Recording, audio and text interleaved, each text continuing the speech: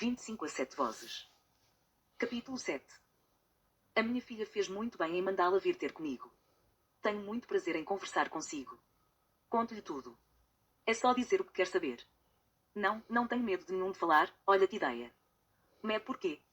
Se eu nem dantes tinha medo, havia de ter agora. Só quero é que me garanta que depois não vai mudar nada do que eu disse, nem cortar nada do que eu disse. Aqui há tempo chegou-se ao pé de mim uma colega sua, já não me lembro de que jornal. A menina não é jornalista? Então isto é para quê? Para um trabalho para a universidade? Uma tese de mestrado? A menina parece ainda tão novinha e já é doutora. E o que eu conto vai ajudar em alguma coisa. Ainda bem, que eu gosto é de ser útil à gente nova. No meu tempo a gente nova, coitadinha, tinha uma vida bem complicada. A menina desculpe eu estar sempre a dizer, no meu tempo. Depois escreve isso de outra maneira, não é? Mas não muda mais nada, pois não?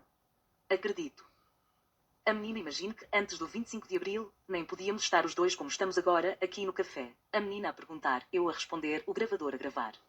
Nem a menina tinha coragem de fazer as perguntas, porque ao seu lado podia estar um informador da PIDE a ouvir tudo e o mais certo era a menina depois ser chamada António Maria Cardoso. A menina sabe o que era António Maria Cardoso, não sabe? Exatamente, era a rua da sede da PIDE, e para lá marchavam as pessoas para serem interrogadas, e muitas eram interrogadas dias e dias seguidos, sem poderem dormir. Algumas eram obrigadas a estarem de pé dias inteiros até desmaiarem. Sabe, eu às vezes, quando conto estas coisas a gente assim da idade da menina ou mais novos, até tenho medo que eles pensem que sou eu a inventar, e que estas coisas terríveis não aconteceram. O pior é que aconteceram mesmo.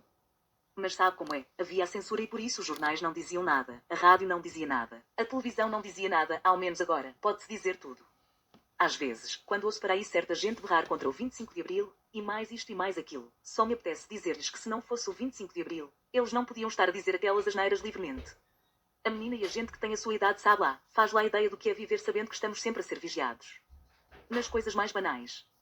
Olhe, por exemplo, a minha irmã namorava um rapaz e um dia ele teve de ir à França fazer não sei o quê, e à volta, ela foi esperá-lo ao aeroporto. Depois vinham por aí abaixo a conversar, novidos os dois, já se sabe, lá se entusiasmaram um bocadito, e vá de darem um beijo. Pois logo nessa altura passou um polícia que os levou para a esquadra.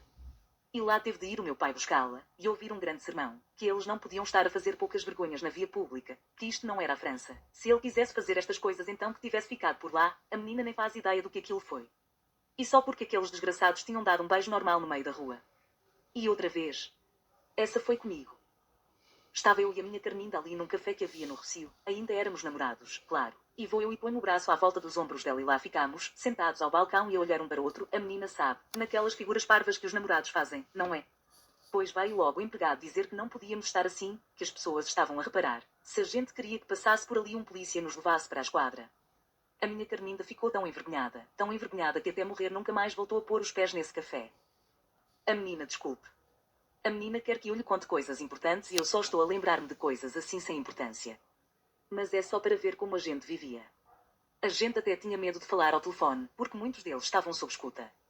Às vezes conseguíamos apanhar uns programas da rádio que vinham do estrangeiro, e onde se davam notícias de Portugal, mas tínhamos de ter muito cuidado, a gente sabia lá se o nosso vizinho de baixo não seria informador, e não ia logo contar, porque isto era assim, de uns andares para os outros ouvia-se tudo. Por isso o meu pai, coitadito, andava sempre com o ouvido colado à telefonia, que era para ninguém saber o que ele estava a ouvir. Foram tempos muito difíceis, pode acreditar no que lhe digo. Quando a minha Sónia nasceu, eu até disse, ainda bem que é uma rapariga. E quando a minha Carminda ficou grávida, uns 4 anos depois, eu dizia sempre que Deus queira que seja outra rapariga. Não é que eu não gostasse de ter um rapaz, claro que gostava, todo homem gosta de ter um filho, não é? Mas eu só pensava que depois, quando ele acabasse de estudar tinha de ir para a guerra em África, como todos, e ainda me podia lá morrer, ou vir sem uma perna, ou numa cadeira de rodas, ou maluco da cabeça depois de por lá haver tanta desgraça. Claro que fiquei muito feliz quando o João nasceu, mas estava sempre a dizer que a minha Carminda, olha que para a guerra é que ele não vai. E já estávamos a pensar para onde é que havíamos de o mandar quando chegasse à altura. Muitos iam para a França, outros para a Alemanha, para a Suécia, para a Holanda. E depois nunca mais podiam voltar a Portugal. Já viu o que era, uns pais ficarem separados dos filhos para a vida toda? Quem tinha dinheiro, sempre se podia meter num avião e ir matar saudades. Mas quem não tinha?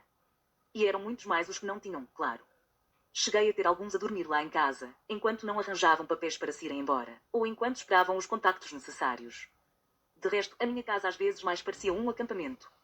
Os meus amigos já sabiam, era só baterem à porta, que ali ninguém lhes fazia perguntas. Então assim por alturas do 1º de maio, era certo e sabido, lá chegavam os do costume, como dizia a minha Carminda. Porquê? Ora porquê? Porque nessa altura a polícia prendia mesmo antes de qualquer coisa acontecer. Preventivamente diziam eles. E então iam à casa de pessoas que eles sabiam que podiam nesse dia fazer manifestações ou distribuir comunicados, ou cantar cantigas proibidas, e metiam-nos na cadeia por uns tempos. Assim, sem eles terem feito nada. Por isso alguns, quando chegava essa altura, deixavam as suas casas e pediam abrigo em casa de amigos, onde os polícias não se lembrassem se os ir procurar. Ora, diga-me lá, fazia algum mal festejar o 1º de maio? Fazia? Fazia algum mal festejar o Dia dos Trabalhadores? Acho que tinham alegria à palavra. Puxavam dos castetes e aquilo era dar a torto e a direito, a velhos e novos, homens e mulheres, tudo eito. Está a ver como as coisas mudaram com o 25 de Abril? Olha a música, por exemplo. A menina sabe que havia cantigas proibidas, não sabe? O Zeca Afonso, para não ir mais longe. A menina sabe quem foi o Zeca Afonso, não sabe? Claro, hoje toda a gente fala nele, toda a gente canta as músicas dele. Mas antes do 25 de Abril sabe que ele nunca pôde ir à televisão cantar. Sabe que a rádio não passava cantiga nenhuma que fosse dele. Sabe que os discos que saíam eram logo levados pela polícia? Agora toda a gente as canta. Por acaso até uma certa piada quando ouço a Dulce Pontes cantar, para plateias muito finas, muito aperaltadas, aquela em que ela fala da senha de esganar a burguesia. A burguesia ali toda repimpada a ouvir aquelas coisas e a dar palmas, ainda por cima. Bom, mas isso é outra história, e já não tem nada a ver com o trabalho que a menina quer fazer. Como? Se falo destas coisas com a minha neta? Claro que falo. Falo até muitas vezes. Para dizer a verdade, até deve ser um bocado maçador, porque estou sempre a repetir as mesmas coisas. Mas é que eu acho que temos de contar estas coisas muitas vezes, para as pessoas não esquecerem, para as pessoas estarem sempre atentas e não deixarem que coisas destas voltem um dia a acontecer. Sabe, a Madalena é uma menina de ouro. Não é por ser minha neta que eu digo isto, é porque é mesmo verdade. Ouve o que eu digo, interessa-se por estas coisas. Mas há muita gente nova que nem quer ouvir.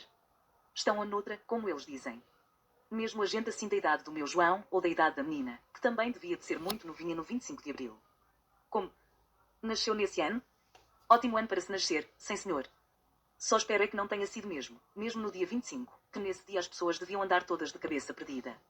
Uma vizinha minha, coitada, sem perceber nada do que estava a acontecer, ia para o emprego, que era ali para São Paulo, e viu-se no meio dos tanques e dos chamitos no terreiro do Paço, ela a querer passar e os soldados a não deixar, e ela muito aflita, e sempre sem perceber nada, que ela, verdade seja dita, é muito boa pessoa mas um bocadinho de compreensão lenta, a perguntar para um capitão, e agora como é que vou trabalhar? E eu, esteja descansada, minha senhora, que hoje ninguém trabalha. Ora imagine que tinham dito isso na maternidade onde a menina nasceu. Ah, que bom que é a gente poder rir destas coisas. Como? Desculpe, a menina é capaz de parar agora o gravador por uns minutinhos? Eu volto já, mas estão ali a fazer-me sinal de que me chamam ao telefone. É que isto é como se fosse a minha casa, percebe? Toda a gente sabe, depois do jantar. É aqui que me encontram. Eu não demoro, não demorei, pois não? Foi um telefonema muito esquisito, se quer que lhe diga. Mas se calhar a menina vai perceber. Era a minha neta, a Madalena, pois. A pedir para eu lhe dizer, deixa cá ver como é que é o recado. Ela manda dizer que pensou, e que 5 minutos no centro comercial também não a vão matar, e que seja tudo por amor ao 25 de Abril. A menina está a rir? Percebe alguma coisa disto? Ah, percebe, então ainda bem. Esta gente nova às vezes fala de uma maneira que até parece código.